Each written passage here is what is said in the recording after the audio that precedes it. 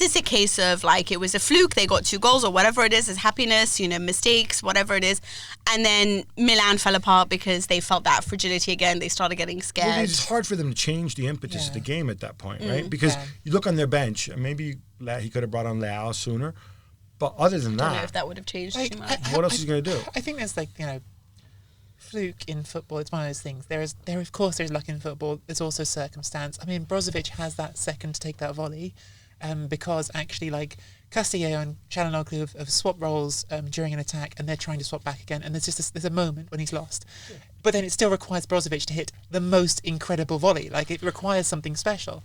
Likewise, Conte makes a decision that he's going to let Sanchez go because he thinks Sanchez is running himself offside. And you know what?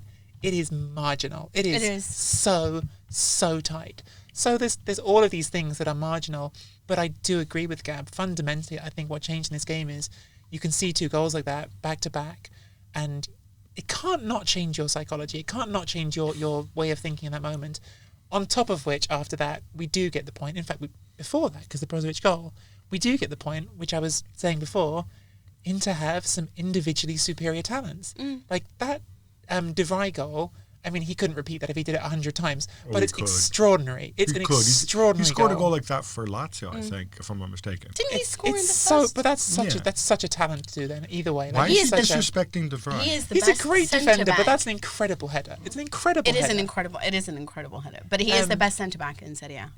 And then you have Eriksen hitting the crossbar with a free kick. That's just a wonderful free kick. It's just a really, really... They Inter have that. They have better players. But do you agree with Pioli at the end, who said he got very angry with his team, and he said we just completely forgot our defensive duties and we just let them go and continue to ratchet it up like Gab said, and basically they couldn't really grasp the game back into their hand. Do you agree with that, or do you just think it's a case of that was it, Inter were on? Heal thyself, right? You could have, again, hindsight 2020, but as we saw when Lukaku went and totally skinned Romagnoli, if you choose to play Simon Kjær with Romagnoli, you're making a statement of saying I don't mind if I have 2 guys who can't run. I mean, look, I love Romagnoli. I think he's a phenomenal defender, but not every defender is going to be fast, and the way Lukaku just accelerates. So once you have that, once you've got 2 guys like that, then it means as you're chasing the game, you can't play a high line, for example. Yeah. Because that's going to be You have to make problematic. concessions. You make... Yeah. And all that said, in the end, Ibra still could have equalized. Exactly. Yeah. Exactly. That is what made this game so great. And by the way, we didn't talk about the Tifo pregame, but you had some great posts about it. Well, I mean, it's remarkable. Although now you've made her feel bad because you showed her the Lazio one. Well, yes. I mean, there was this sort of very widely circulated image, which is for kickoff, the Milan Curva, the middle tier, all held up mobile phones to spell out 2 words which I'm not sure I'm allowed to say because... You can say Inter. Okay, I could say Inter. And then, Inter poo. And then, okay, there you go. That's Inter a poo would be way. a polite way of translating it. And then Gab points out I'd completely missed it. Lazio fans had done an eagle using the mobile phones in midweek, and it was astonishing. It was a lot better. I mean, look, better. props to all the ultras who put time into this who to make it special. But the Lazio one was a lot cooler, incredible. and they did it first. I think the thing which I was saying on Twitter, which got some response because it got picked up that, in the Inter end at the end of the game, there was a banner sort of aiming back at Milan using that same word for poo that was sort of maybe having a jib back. And I think a thing that people don't see if you've never been to one of these stadiums is it's quite common. I would say it's almost every game, and certainly the big games, that the two curve, as long as there are the ultras present, it doesn't just end with that pre-game tifo, the pre-game choreography.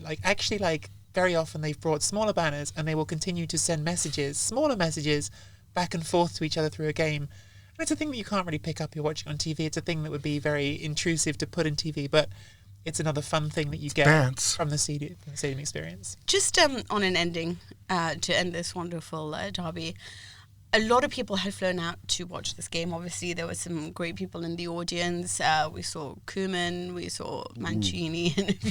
Sorry, the first one you come up with is Ronald It's probably Koeman. not the name that I should have mentioned. Exactly. Everyone spoke about it as being a ridiculous game, this negative league that people love to talk about.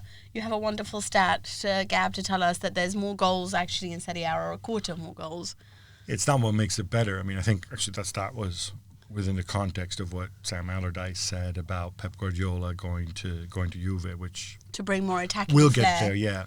But I mean, a lot of the stereotypes are gone. You know, you may like one league more than another based on the quality of the teams or whatever, but this idea that there's no goals in Serie A is nonsense. It's about a quarter higher in Serie A than it is in Premier League. And look, if it's just about watching goals, then go watch the Eredivisie and the Bundesliga, because those guys have even more. You know, there's a lot more that goes into it. But you're just right. watch Erling Haaland, nothing else.